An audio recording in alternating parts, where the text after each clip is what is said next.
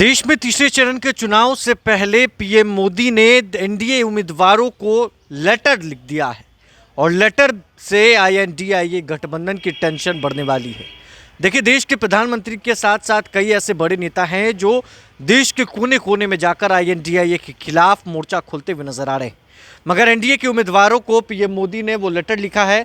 हम उस लेटर को भी आपको दिखाएंगे और पढ़कर बताएंगे कि आईएनडीआईए की टेंशन बढ़ाने वाले पीएम मोदी ने एनडीए उम्मीदवारों को लेटर में क्या लिखा है। देखिए, सीधे तौर पर जिस तरीके से लोकसभा चुनाव को लेकर तैयारियों में भारतीय जनता पार्टी पहले से जुटी थी, अब जब तीसरे चरण का मतदान होना है तो उसके पहले पीएम मोदी ने बड़ी साजिश आईएनडीआईए के खिलाफ कर दी है। देखिए, ये लेटर आप देख पा रहे हैं जो मानसूख भाई जी को लिखा गया है और जिसमें सीधे सीधे कई बातें दर्शाई गई हैं। हम आपको पढ़कर बताते हैं। और इसी तरीके से ये जो लेटर आप देख रहे हैं बिहार के भी सभी उम्मीदवारों को दिया गया है।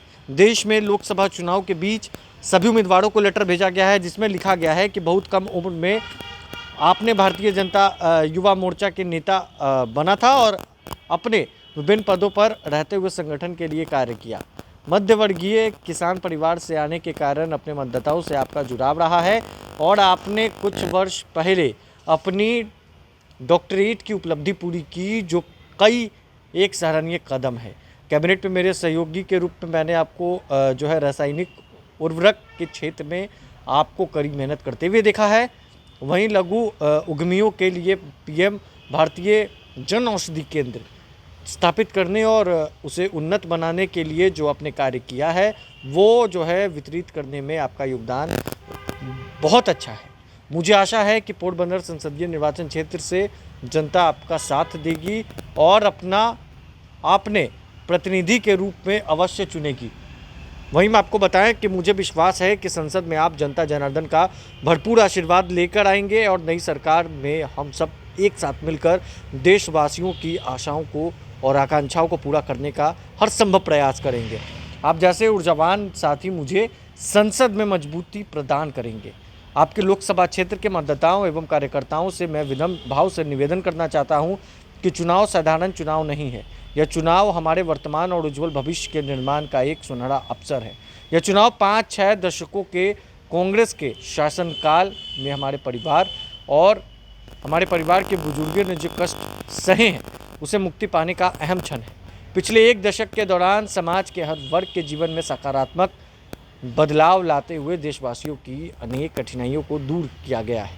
भाजपा को मिलने वाले हर एक वोट मजबूत सरकार बनाने और वर्ष 47 तक नई सरकार बनाने में जो है हमें मदद करेगी।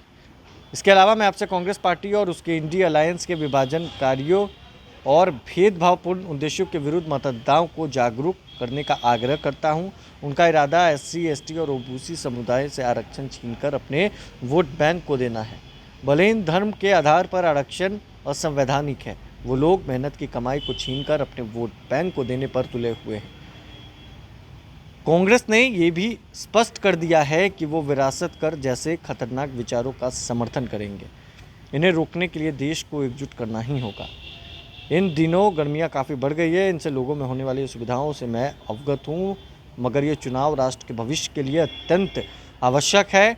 इसलिए मेरी लोगों से अपील है कि वो तेज़ धूप होने से पहले सुबह सुबह ही मतदान केंद्र पर जाकर मतदान कर आ जाए। और ये तमाम लेटरें जो हैं अलग अलग नामों से अलग अलग देश के कोने में गई हैं, सभी उम्मीदवारों को गई हैं। बिहार में भी 40 लोकसभा सीट पर 40 उम्मीदवारों को जो है एनडीए के सभी उम्मीदवारों को पीएम मोदी ने लिखा है और सीधे सीधे उसमें दर्शाया गया है कि कांग्रेस जो है वो देश में खतरनाक चीज़ें करने वाली है। बहरहाल इसका बस इतना ही। अगर आपने अब तक लाइव सिटीज़ को सब्सक्राइब नहीं किया है, जल्द से लाइव सिटीज़ को सब्सक्राइब कर ले। धन्यवाद।